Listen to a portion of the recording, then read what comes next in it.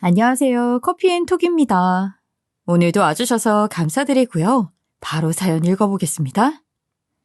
안녕하세요. 얼마 전 평범하지 않은 일을 겪은 주부입니다. 저희 친정은 자식에게 부담을 주기 싫어하는 부모님이세요. 특히나 아버지는 퇴직 후에 할 일을 찾겠다며 여기저기 알아보시더니 택시기사를 하셨죠. 사실 퇴직하고 난 뒤에 좀 쉬셨으면 하는 바람도 있었는데 아무리 말려도 자식에게 손 벌리기 싫다면서 계속 택시 일을 하셨어요. 조금이라도 편하게 움직일 수 있을 때 한 푼이라도 더 벌겠다고요. 제가 주는 용돈이 그리 많지는 않았지만 늙어가는 부모님이 일을 하시는데 마음이 편치는 않았죠. 게다가 일을 그만두고 받은 퇴직금으로 제일 처음 마련한 게 택시 한 대였고요. 처음에 택시를 저희가 사드리려고 했는데 한사코 자기 돈으로 사겠다며 거절하셨거든요. 아무튼 일하시는 친정아버지를 보는 제 마음은 언제나 편치 않았죠. 그래도 택시 일을 하는 것이 즐거우신지 아버지 얼굴은 항상 밝으셨어요. 주말이면 아버지 택시를 타고 여기저기 여행을 다니곤 했으니까요. 이렇게 행복한 시간이 오래 갈 줄 알았어요. 몇 년이고 아버지가 건강할 거라고 생각했죠. 항상 즐겁게 사시니 병이 찾아올 거란 생각도 못했어요. 하지만 불행은 갑자기 찾아왔죠. 아버지는 택시를 몬 지 1년도 안 돼서 병이 생기셨어요. 초기에 발견했다면 괜찮았겠지만 이미 전이가 많이 된 상황이었어요. 병원에서는 당장 수술을 하는 것이 더 위험하다고 할 정도였으니까요. 저희 가족은 암담한 기분이었죠. 그렇게 얼마나 병원 생활을 지속했을까요? 어느 날 갑자기 아버지는 저희 가족을 부르고는 병원 생활이 지겹다 하시더군요. 여보, 얘야. 이제 병원 생활이 지겨워. 내가 이렇게까지 살아야 하는가 싶어. 당신이 아무리 괜찮다고 해도 내 마음이 무겁기도 하고 내가 갑자기 없어지더라도 슬퍼하지 마. 사람은 다 제명이 가는 거니까. 아버지는 이 말을 하신 3일 뒤에 세상을 떠나셨어요. 사람은 자기가 언제 죽을지 안다고 하더니 정말인가 봐요. 아버지를 보낸 어머니는 장례식장에서 비슷한 말을 읊조리셨어요. 네 아버지는 정말 불쌍한 사람이야. 저렇게 돈만 벌다가 떠나고 제 즐거움은 하나도 즐기지를 못했어. 미련한 사람. 한 번이라도 자기 인생을 즐기고 왔으면 마음이라도 안 아프지. 이렇게 빨리 가버리면 남은 사람은 어찌 되겠어. 정말 불쌍한 사람. 어머니는 아버지를 불쌍한 사람이라고 자신의 인생을 제대로 즐기지도 못하고 갔다면서 안타까워 하셨어요. 어머니를 주부로 평생 편하게 살게 해준 것도 아버지 덕분이라며 그런 아버지를 돈이라는 것 때문에 잃게 되었다는 것에 죄책감이 크신 듯 했죠. 그러면서 아버지가 남겨둔 퇴직금, 진단금을 혼자서 절대 쓰지 못할 것 같다고 울먹이면서 말씀하셨어요. 그렇다고 아버지의 유산을 정리하지 않을 수 없었기에 제가 나서서 정리했죠. 어머니는 쓰지 못하겠다고 말씀하셨지만 우선 어머니 통장을 잘 정리해서 집에 두었어요. 그러면서 저는 어머니께 말했죠. 엄마, 퇴직금이나 진단금은 당장은 필요 없을지도 몰라요. 그래도 언젠가 생활하면서 힘든 일이 생길 수도 있으니까 일단은 제가 정리해뒀어요. 아버지가 이렇게 빨리 가신 건 너무 힘든 일이지만 그래도 우리는 아직 살아갈 날이 많으니까요. 힘내요, 엄마. 저도 가족을 잃은 슬픔을 잊을 수 없지만 그렇다고 아버지가 돌아가셨던 슬픔에 잠겨서 살 수만은 없었어요. 친정 가족뿐만 아니라 제 가족도 있으니까요. 이런 제 말을 듣고는 어머니는 단단히 결심을 했는지 택시 운전 자격 시험을 준비하시려고 하더라고요. 아버지가 남겨둔 택시를 팔지 않고 어머니가 이어서 택시기사를 하시겠다고요. 하지만 아시다시피 나이가 들어 운전하는 일을 하는 건 쉽지 않은 일이에요. 그래서 전 어머니를 말렸죠. 엄마, 지금 나이에 운전하는 건 힘들어. 아빠가 남겨준 택시라는 거 잘 알고 있지만 그래도 엄마가 그걸 이어서 할 필요는 없지 않을까? 사고라도 나면 어쩌려고 그래요. 나도 같이 알아봐 줄 테니까 우리 다른 일 같이 찾아봐요. 내가 너무 걱정돼서 그래요. 나이든 어머니가 운전을 하면서 혹시라도 사고라도 일어날까 싶었죠. 정말 걱정이 되었습니다. 아버지도 택시 운전을 하시다가 돌아가셔서 그런지 더욱 말리고 싶은 마음이 컸던 것 같아요. 하지만 어머니는 제 말에도 이렇게 말하셨죠. 아니, 너희 아빠가 남겨준 택시야. 아빠가 택시를 얼마나 좋아했니? 정말 애지중지, 자기 가족보다도 아꼈던 택시야. 그러니까 엄마가 대신 이 택시를 운영하면 옆자리에서 날 지켜주지 않을까? 엄마는 하나도 무섭지 않아. 아빠가 했던 일인데 엄마라고 못하겠어. 그러니 걱정 말고 옆에서 응원이나 해줘. 택시를 유독 좋아하던 아버지가 남긴 택시로 일을 한다는 게 떠나간 아버지가 자신을 지켜줄 거라 말하는 어머니를 저는 말릴 수 없었어요. 어머니가 택시 일을 시작하기 위해서 얼마나 알아보고 있는지 알고 있기도 하고요. 하나도 무서울 일이 없다며 호기롭게 말하는 어머니를 전 막을 수 없었죠.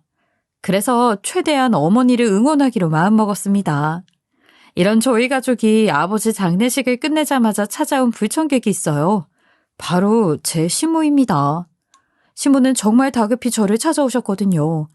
애써 아버지가 떠난 마음을 추스리고 있던 저와는 달리 쎄하고 떨떠름한 표정으로 제 앞에 나타나셨죠. 사실 시모는 저희 아버지 장례식에도 찾아오셨어요. 하지만 하고 싶은 말이 있는 눈치였는데 날도 날이고 사람들도 많아서 그런지 꾹 참고 있는 표정이셨거든요. 그런 시모가 친정아버지가 돌아가신 일로 이상한 궤변 같은 것을 저한테 이야기하더군요.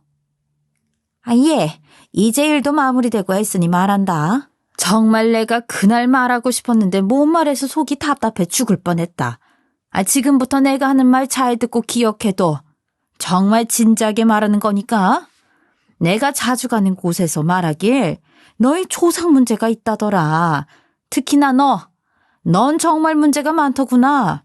네가 우리 집안 남자들 다 잡아먹을 사주라더라. 나 원참 내가 애초에 알았으면 우리 아들이랑 결혼도 안 시켰는데 이제야 그분을 만나서 알게 되니. 정말 내 인생의 천추의 한이다. 내 아들까지 잘못돼서 내 말 믿지 말고 똑바로 기억해라.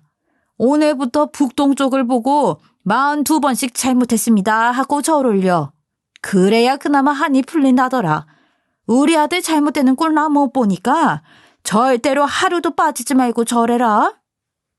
뜬금없이 찾아온 시어머니는 사주가 어쩌고 제가 어딜 보면서 절을 올려야 한다는 등 이상한 이야기를 하더군요. 순간적으로 정신이 번쩍 들면서 눈물이 쏙 들어가는 기분이었어요. 맞아요. 시모는 사주, 궁합, 풍수지리를 맹신하고 있던 겁니다. 결혼 초기에도 이런 것들을 믿고 있다는 것을 남편에게는 들었지만 이 정도로 맹신하고 있는지는 몰랐어요. 알았으면 저도 결혼을 다시 생각해봤을지도 모르고요. 시모가 저에게 시킨 행동이 제 남편의 명줄이 길어지는 길이라며 꼭 해야 한다고 윽박지르더군요. 저는 정말 어처구니 없는 이 소리를 듣고만 있어야 했죠. 그런데 정말 이해할 수 없었어요. 가만히 있던 제 조상 사주를 운운하면서 이렇게 말하니까요. 그래서 저는 최대한 저희 아버지가 돌아가신 일에 대해서 설명했어요. 어머님, 갑자기 찾아오셔서 이렇게 말하니 좀 그러네요. 저희 아버지 암으로 돌아가신 거예요. 저희도 처음에 최대한 수술하려고 노력했고요. 그런데 너무 전이가 많이 된 상태라서 수술 못하시고 그냥 입원하셔서 항암 치료만 받고 계셨던 거예요. 어머니가 말씀하시는 것처럼 갑자기 돌아가신 것도 아니고 병으로 돌아가신 분을 너무하시네요. 이건 경우가 없는 일 아닌가요? 전 최대한 아버지 병에 대해서 최대한 자세히 설명하려고 했어요. 갑자기 찾아와서 제 조상이 어쩌고 저쩌고 하는 소리를 제가 들어야 할 이유는 없으니까요. 그런 제가 뭐라고 하든 이미 이상한 이야기를 듣고 온 신부에게 들릴 리가 없었죠. 뭐? 경우가 없어? 내가 다 경우가 없다. 너 같은 거랑 우리 아들 결혼시킨 게 정말 한이야. 네 팔자가 남자를 잡아먹는 팔자인데 왜 너희 아버지 돌아가신 게 병이라고 말하는 거냐? 네 탓이잖아. 네 사주가 주변 남자들을 잡아먹는 팔자인데 도대체 누굴 탓해? 당장 내가 말한 대로 내일부터 해라. 내가 널 살려주는 건데 고맙다고 절은 못할 망정. 전 너무 억울했어요. 왜냐면 저희가 결혼하기 전에도 분명 사주를 본다면서 본인이 직접 찾아다녔거든요. 그러면서 결혼하면 잘 사는 팔자니 뭐니 이렇게 말씀하셔서 그냥 좋다는 이야기구나 싶어서 넘어갔고요. 그런데 지금에 와서 제가 뭐 남자를 잡아먹는 팔자니 뭐니 한다는 게 너무 어이가 없었던 거죠. 그래서 저도 참을 수 없어서 시모에게 따졌죠.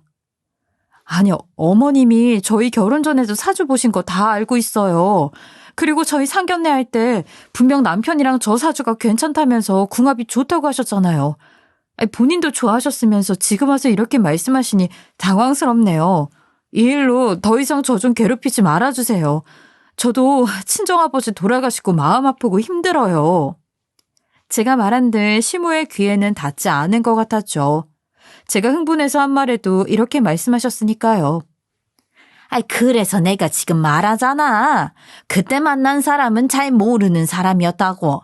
내가 지금 만난 이분은 정말 잘 맞추는 사람이다. 주변에서도 용하다고 소문난 사람이야. 내가 얼마나 어렵게 예약 잡아서 물어봤는지 아니? 참나. 아이, 모르면 가만히 내 말대로 하긴 하던가.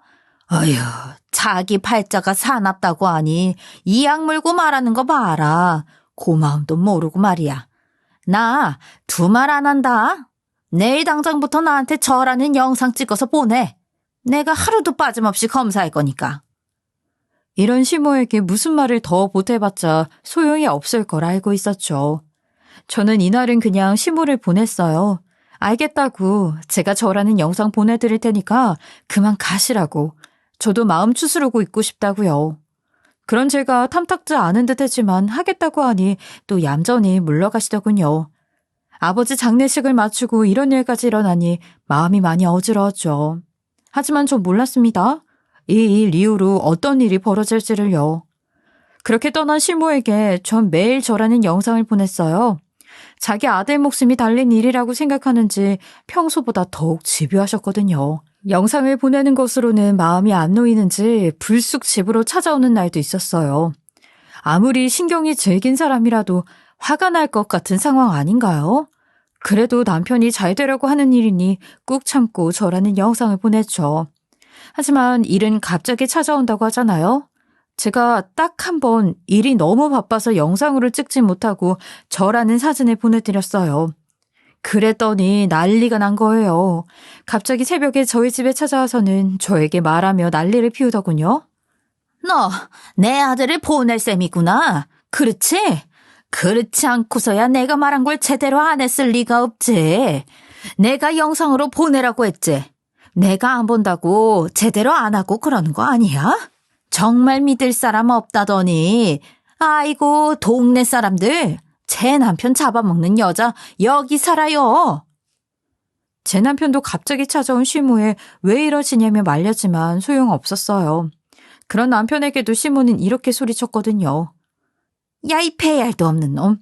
내 아들이라는 놈이 너 잘 되라고 내가 저한테 시킨 게 있다. 아, 그런데 제가 그걸 대충 하잖아. 그게 너 보내려고 하는 거랑 뭐가 다르니? 오늘은 출근하지 마라. 영 기분이 안 좋아. 그리고 제가 차려주는 밥 오늘 먹지 마라.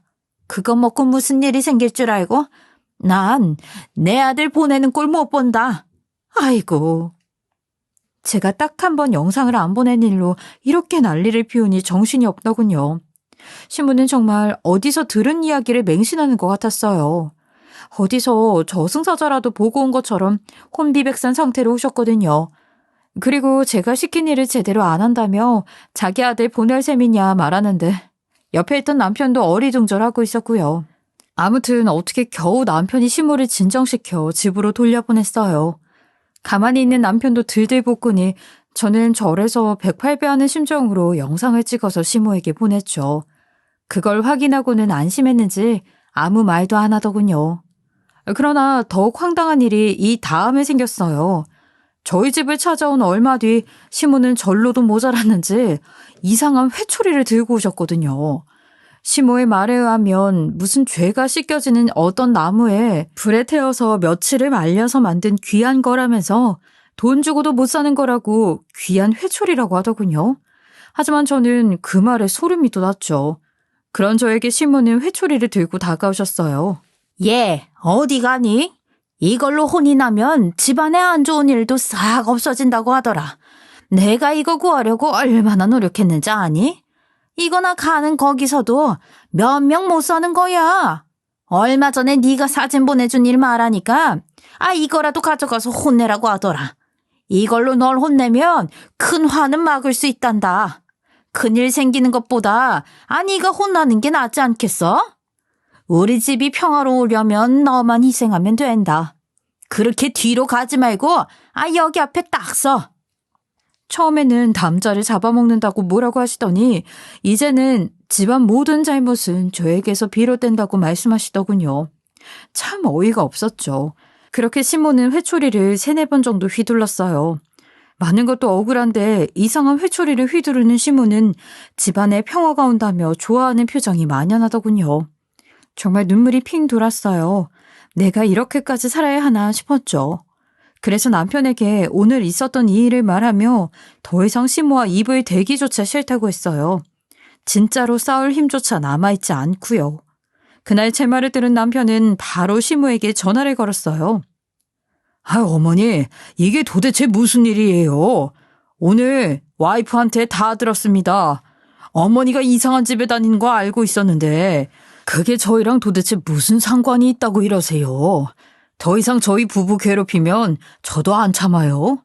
오늘부로 제 처 함부로 만나러 오지 마세요. 그 이상한 거 시키지도 말고요. 혼자서 믿으세요, 제발. 주변 사람들까지 괴롭히지 마시고요. 아시겠어요? 제 처 괴롭히면 정말 더 이상 안 참습니다. 이렇게 말하는 남편이 정말 고마웠어요. 자기 어머니에게 한마디 하는 거 그렇게 쉬운 일 아니었을 텐데 저를 위해서 큰 소리 내어주어서 고마웠죠. 중간에서 남편이 나서서 시모의 불길을 좀 잠재워준 덕분인지 전화한 날로 시모는 더 이상 저를 괴롭히지 않았어요. 저는 잠시나마 시간을 두고 여유를 즐길 수 있었습니다. 하지만 물길을 뚝으로 막은 셈이 되었을까요? 시모는 그 짧은 시간 동안 연락이 끊긴 게 굉장히 초조했던가 보더라고요. 저는 제가 이렇게 사는 걸 친정어머니께 말하지 않았거든요. 그런데 제가 말하지 않고 지냈던 일이 무색하게 시모는 잘 일하고 살고 있는 친정엄마까지 끌어들이더군요. 다행히 시모를 만나기 전에 저에게 미리 전화를 준 어머니 덕분에 시모를 쫓아갈 수 있었어요. 정말 제가 들었던 수모를 어머니에게 들려주기 싫었거든요. 시모의 미신으로 가득 찬 불똥을 튀길 수는 없었어요, 정말. 제가 사랑하는 가족에게 누군들 이런 말을 듣게끔 하겠나요? 저는 제 인생에서 가장 빠르게 준비해서 얼른 쫓아갔습니다. 그렇게 시모의 집으로 거의 도착했을 때였을까요? 갑자기 대문이 쾅 하며 열렸어요. 거기서 나온 것은 다름 아닌 시모였죠. 밖에서 볼일을 보고 온다던 시모가 너무나도 빠르게 온 덕분에 친정 어머니와의 만남을 막을 수 없었어요. 그런 시모는 제 차를 보고는 여기다 주차하라며 손까지 흔들고 자리를 알려주더군요. 참 어처구니가 없었습니다. 아무리 부부의 연우로 가족이 되었다고 하지만 이렇게까지 경우가 없을 수가 있을까요? 저는 묵묵히 차를 주차했어요. 그런데 그때 지나가는 동네 아주머니를 보고 시모가 갑자기 고함을 치는 거예요. 거기 아줌마. 생긴 거 보니까 아주 음기가 가득해. 아주 사람을 해하게 만들게 생겼어. 당신 같은 사람이 우리 사돈댁 앞으로 지나가면 안 그래도 안 좋은 기운이 더 안 좋아지니까 저기 돌아서 가세요. 당신처럼 좋은 기운을 막는 사람들은 동네에 사는 것으로도 해가 돼. 진짜 이런 사람들까지 주변에서 사니까 잘 되는 일이 하나도 없지. 그러니까 아줌마는 저쪽으로 돌아서 가고 이 집 앞으로는 얼씬도 하지 말아요. 어휴, 재수가 없으려나 저런 사람도 다 만나네. 역시 사람이 기운이 안 좋아. 그 집에서 말한 게 다 맞네, 맞아. 다짜고짜 고함을 치는 시모는 또 어디서 들은 이야기인지 모르는 말을 하더군요. 지나가는 동네 아주머니를 머리에서 발끝까지 훑어보는 눈빛이 예사롭지 않았거든요. 거기다 이 앞을 지나갈 때 말소리를 내지 말고 기운을 막아 화를 부르게 생겼다는 둥 누가 들어도 기분 나쁜 말을 서슴없이 하는 것을 보고 정말 같은 사람이 맞나 싶었어요. 아무런 일도 하지 않았는데 음해를 하니 지나가던 아주머니도 참을 수 없었는지 시모를 향해 소리치더군요. 참나. 저 미친 것이 뭐래. 아줌마, 여기가 다 당신 땅이야? 내가 내 갈 길 가겠다는데 무슨 막말이야? 사람이 참 경우가 없네. 어디서 이상한 거 주워들어서 그런 것들 믿는 사람 같은데. 평범한 사람들은 그런 말 안 듣고도 잘 살거든. 지나가는 사람한테 이상한 말 하지 말고 조용히 집에 들어가서 씻고 잠이나 주무세요. 나 원 재수가 없으려나? 정신병자 아냐? 시모를 향해 소리치는 아주머니의 말에 저도 100번 공감했죠. 하지만 고성이 오가는 와중에 몸싸움으로 번질 것 같아서 둘 사이에서 저는 열심히 말릴 수밖에 없었어요. 죄송합니다. 저희 시어머님인데 저한테 조금 화난 일이 있어서 그러시는 것 같아요. 제가 말릴 테니 지나가던 길 가세요. 정말 죄송합니다. 아니, 저런 식물을 두고 어떻게 살아요? 정말 정신병자가 따로 없는데. 그냥 이혼해요. 참나, 진짜 길 잘 가다가 어이가 없네 정말. 이보세요. 세상 똑바로 사세요. 그런 아주머니의 말에 저에게 하던 궤변을 경멸의 눈빛까지 더해서 소리치더군요. 저런, 치아비도 잡아먹으려니? 야, 사주를 한번 봐. 그러면 너 사람 잡아먹는 년이라고 할걸? 그때 가서 후회하지 말고 내 말 믿고 당신은 집에서 물 떠놓고 절이나 해. 어휴, 생긴 것부터 아주 운도 없게 생겨가지고 사람 기운 막는 거 눈에 다 보이니까 무당한테 가서 굿이나 한번 하던가. 아유, 이런 동네에 사는 거면 돈이 없어서도 못하려나? 그러면 어쩔 수 없네. 자기 팔자 사나운 것도 죄이면 죄지. 앞으로도 그렇게 쭉 사세요. 모르면서 남한테 소리나 치지 말고. 모르는 것들이 더 난리라니까 정말. 이런 말을 듣고 가만히 있을 사람이 있겠어요? 잘 말리고 있던 아주머니는 화가 끝까지 나서 시모에게 달려오더군요. 저희 친정집이 약간 언덕바지에 있는데 그래서 그런지 달려오던 몇 분이 서로 발이 얽히며 넘어지셨어요. 그런데 하필이면 저희 친정어머니가 차를 주차하던 곳으로 넘어지신 겁니다. 다행히 친정어머니가 기지를 발휘해 차를 옆으로 꺾어서 사람은 다치지 않을 수 있었어요. 모든 게 괜찮았으면 다행일 텐데 불행스럽게도 시모의 차를 살짝 긁고 말았죠. 저와 친정어머니는 사람이 다치지 않았다는데 안도하고 있었는데 시모가 난리가 난 겁니다. 대문 앞에 주차되어 있던 시어머니의 차가 긁혔으니까요. 내가 이럴 줄 알았어. 여기 기운이 벌써부터 안 좋더라니. 이것 봐라. 네가 시킨 일만 잘했어도 이런 일들이 생기진 않았는데 너희 조상이 안 좋은 게 진짜잖니. 너희 가족이 운이 좋았으면 이런 일도 안 생겼을 거다. 이 차 긁힌 거 어떻게 할 거야? 이거 아무리 사돈 사이라도 변상 받아야겠다. 이거 난 못 넘어간다. 재수 없는 것도 한두 번이지. 너랑 얽히면 모든 일이 제대로 안 돌아가.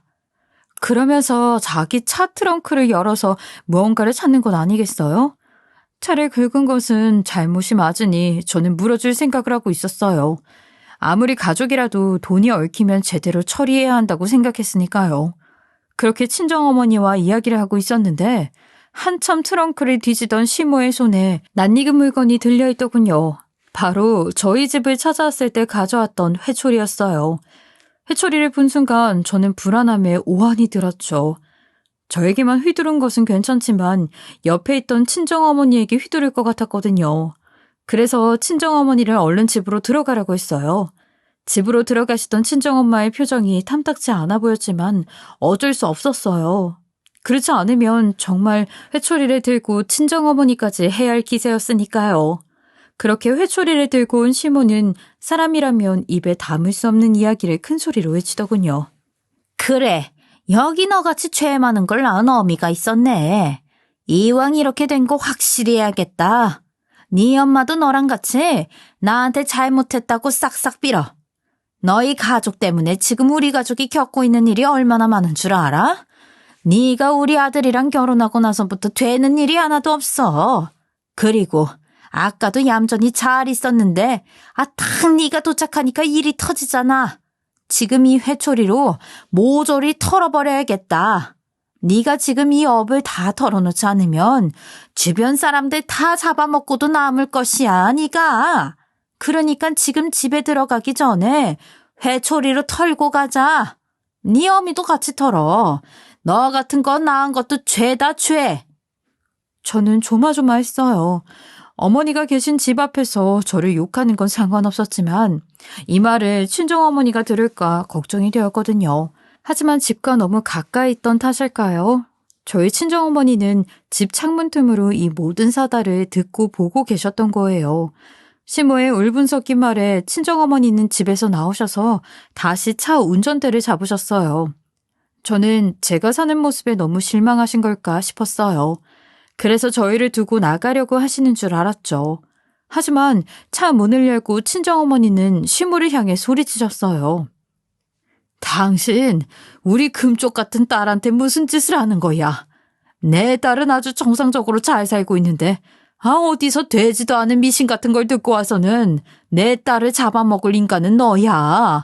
어디서 사람 같지도 않은 인간이 내 딸한테 소리쳐? 그리고 그 이상한 나무까지 내려놔. 우리 딸 그만 괴롭혀. 당신 같은 사람은 말로 해서는 안 돼. 내가 본때를 보여줘야지. 소리치던 친정어머니는 차를 그대로 후진했어요. 그렇게 뒤에 주차되어 있던 시모의 벤츠를 들이박았죠. 쿵 하는 소리에 저는 심장이 덜컥 내려앉았어요. 시모의 차가 어찌되었건 박은 사람은 친정어머니였기 때문에 어머니가 다치진 않았을까 조마조마했죠. 하지만 제 걱정과는 다르게 친정어머니는 무사하셨어요. 안도의 한숨을 내쉬고 있었는데 사고 현장을 목격하던 동네 사람들이 갑자기 환호하는 것이 아니겠어요? 심지어 집에서 창문을 열고 구경하고 있었는지 창문 너머로 속이 시원하다고 박수를 보낸 사람도 있었죠. 그제야 저는 너무 열린 공간에서 우리가 이야기를 하고 있었다는 것을 인지했어요. 사람들의 반응에 당황보다는 부끄러움이 먼저 다가왔어요. 하지만 사람들이 환호하는 것을 보면서 속이 후련하기도 했습니다. 여태껏 시모에게 저는 몹쓸 것이라고 생각했으니까요. 제 인생을 자기 손으로 좌지우지하던 시모가 다른 사람들에게 잘못된 짓이라고 네가 틀렸다고 하는 것을 듣고 있으니 정말 기쁘더라고요. 거기다 엄마는 한술 더 떠서 시모에게 소리치셨어요. 사람들 반응이 보이시죠? 그럼 이제 당신이 그렇게 좋아하는 조상님 계신 곳으로 보내줄게. 귀신이 좋은 곳을 데려다 준다고 했으니 지금 사는 이승보다 더 좋지 않겠어? 이렇게 살아서 뭐 하겠어? 당신이 말한 조상님이랑 그냥 걱정 없이 같이 살아. 이 말과 함께 한 번 더 시모의 차를 쿵 하고 박더군요. 마지막 한 방이라며 차를 박은 친정어머니를 보는 저는 정말 놀랐어요. 매사 긍정적이고 밝게 사시던 분인데 이렇게 과격한 행동을 하시는 것을 처음 봤거든요. 그렇게 차 앞부분이 박살이 난 벤츠를 보더니 웃으시면서 말씀하셨죠. 여기 차 앞에 범퍼 깨진 거 보이시죠? 저희 애를 그렇게 들들 볶아대더니 여기 깨진 모습이 어디에 누구랑 많이 닮지 않았어요? 뭔지 모르겠어요. 당신 정신머리가 이거랑 똑 닮았잖아. 아주 우리가 자기네보다 조금 모자란다고 있는 척 없는 척 다 하더니 꼴 좋네요. 이것까지 전부 다 변상해 드릴 테니 언제든 연락 주세요. 참, 직접 찾아오지는 마세요. 여기 사람들 반응 보이시죠? 찾아오시면 어떤 꼴을 당하겠어요. 지금 상황의 심각성을 모르던 시모는 주변 사람들의 반응과 친정어머니의 반응을 보고도 저주에 가까운 이야기를 퍼부으며 발광하더군요. 내가 누군지 알아? 난 애초에 니들이랑 달라. 너희 애초에 조상님을 잘 모시지 못했으니까 이런 언덕바지에 부서져가는 집에 사는 거야. 알아? 너희들 같이 없는 년놈들은 원래부터 잘 살 수가 없어. 너희 조상이 그 모양이니까 너희도 그 모양으로 사는 거야. 알겠어?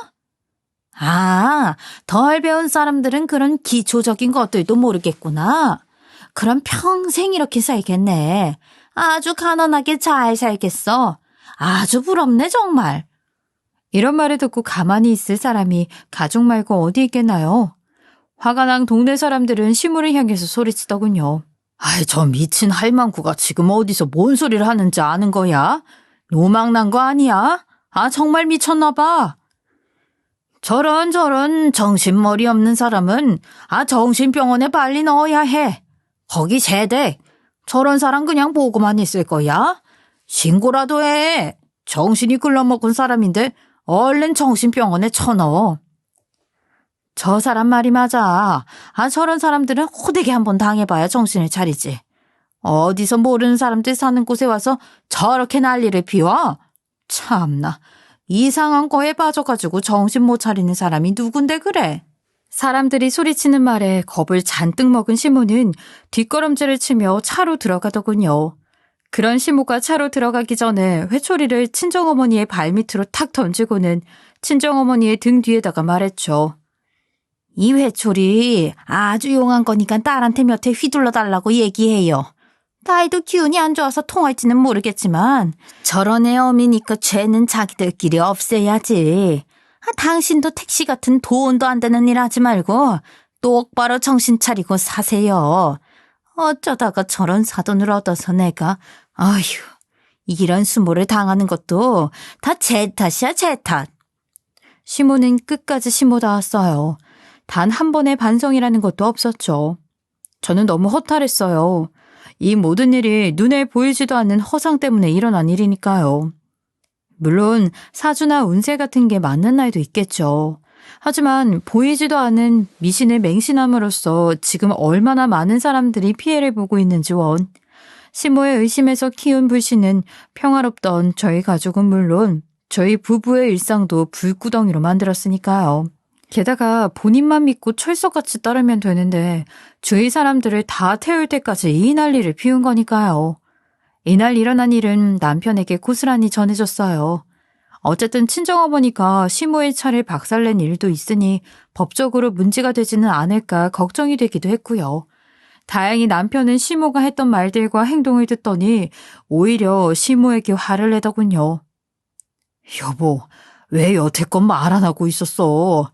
우리 엄마지만 정말 이해할 수가 없어. 옛날부터 사주가 어쩌고 관상이 어쩌고 할 때부터 그만하라고 그렇게 이야기를 했는데 내가 장모님을 볼 면목이 없다 진짜. 정말 미안해. 이렇게 될 때까지 내가 너무 손 놓고 있었나 봐. 앞으로 엄마가 당신에게 뭐라고 하면 나한테 바로 말해. 내가 중간에서 제재해 줄 테니까 알았지? 그리고 장모님이 했던 일은 내가 알아서 처리할게. 너무 걱정하지 마. 너무 힘들었을 텐데 미안해 여보. 남편의 말이 너무 고마웠어요. 자기 어머니지만 본인도 이해할 수 없다며 남편도 시모의 행동을 나무랐죠. 그리고 가까운 시일 내에 저희 부부와 친정어머니가 한번 만나게 되었어요. 그리고 친정어머니는 저희 부부에게 말하더군요. 사실 사돈이 미신을 믿는 건 알고 있었어. 너희 아버지 살아있을 때도 미신 때문에 주변에서 평판이 안 좋다는 소문이 나 있더라고. 하지만 너희가 서로 좋다고 결혼한다고 했을 때 그런 사소한 일 때문에 막을 순 없었지. 그런데 이번에 보니 너무 화가 나더라고. 본인이 미신을 맹신하는 것은 그렇다 쳐도 너한테 그걸 억지로 지키라고 매질까지 하는 것을 보니 더욱 용납이 안 되더구나. 그렇다고 내가 차를 들이박은 게 잘했다는 건 아니야. 나도 그때는 정말 눈앞에 보이는 게 없어서 그랬던 것 같아. 내가 우리 딸한테도 미안하지만 자네에게도 미안하네. 사돈을 결코 증오하거나 그런 건 아니야. 자네가 좀 이해해주게. 아마 자식이 생기면 자네도 내가 했던 행동을 이해할 수 있을 거야. 어머니는 남편에게 그날 있었던 일을 사과하셨어요. 그리고 시모가 미신을 믿는 행동 자체는 상관없다고. 하지만 그걸 저에게 강요하는 순간만은 참을 수 없었다고요. 그런 친정어머니에게 남편과 전 말했죠. 엄마가 그날 그렇게 행동해주지 않았다면 난 아직도 시어머님이 요구하는 행동을 계속하고 있을지도 몰라요. 엄마가 그날 나서준 게 나는 정말 고마웠어요. 그리고 그날 차를 그렇게 박은 건 좀 무모하셨어요. 다음에는 그러지 마세요. 차도 중요하겠지만 엄마도 다칠 수 있었어요. 장모님, 제가 더 죄송합니다. 어머니와 아내 사이를 제가 잘 중재했어야 하는 건데 하다못해 어머니가 아내에게 했던 일을 알고 있었는데도 제대로 제가 막지 못해서 이렇게 일이 커진 것 같아서 정말 미안한 마음뿐입니다. 그리고 아내 말이 맞아요. 그래도 차를 그렇게 박으신 건 무모하셨어요. 이 일 때문에 장모님이 다치셨으면 저희 부부는 더 가슴 아팠을 거예요. 이런 저희 부부에게 고맙다고 눈물을 흘리시면서 친정어머니는 저희의 손을 잡아주셨어요. 저희 부부는 이번 일로 인해 시댁에서 제대로 독립해서 잘 살고 있습니다. 물론 시모는 아직도 미신을 맹신하고 계세요. 그리고 주변에 그걸 강요하는 모습도 종종 보고 있고요. 저희도 그런 시모를 어떻게든 말려보려고 했지만 사람이 쉽게 바뀌지 않는다고 시모는 절대 자신의 생각을 굽히지 않으셨죠. 저러다가 언젠가 큰 사고를 치실 것 같은데 소 잃고 외양간 고치는 꼴이 안 되었으면 하는 바람이에요. 미신을 믿는 건 본인 판단이지만 그렇다고 해서 남한테 피해는 주지 말아야 하니까요. 그날 있었던 친정어머니의 사고는 아직도 남편과 종종 이야기하곤 합니다. 그리고 몇 달 전에 제가 주식으로 돈을 조금 벌었는데 그걸 어떻게 알게 되었는지 시모가 전화가 와서 돈을 좀 빌려달라고 하시더라고요. 내년에 무탈하라고 구술해야 되는데 돈이 없다면서요. 그래서 그런 시모에게 시원하게 사이다 한 방 날렸어요. 어머님이 그러셨잖아요. 저 때문에 어머님 아들이 잘못될 거라고. 근데 어머님 아들 지금 저 때문에 주식으로 재미 보고 있어요. 그리고 어머님도 지금 저한테 돈 빌려달라고 하시잖아요. 이래도 제사주가 사납대요. 염치가 있으시면 돈 빌려달라 소리는 못 하시죠. 이렇게 이야기하니 아무 소리도 못하며 말만 버벅대시더라고요. 이 사건의 시작은 비록 친정아버지의 일이었지만 저희 부부는 깨달은 사실이 하나 있어요. 좋지 않은 일도 어떻게 생각하고 다루는가에 따라서 각각 다르게 느낄 수 있다는 것을요. 또 의심을 안심으로 바꾸기 위해서는 사람의 생각, 마음에 달렸다고요. 세상 사람들이 모두 같은 생각을 하고 살 수 없기도 하고요. 옆에 있는 사람의 생각이 나와 다르다고 해서 그 생각을 존중해주지 않는다면 행복하게 살 수 없지 않을까요? 앞으로 남은 날이 얼마나 많은지는 모르지만 수많은 사람들을 만나고 살 테니까요.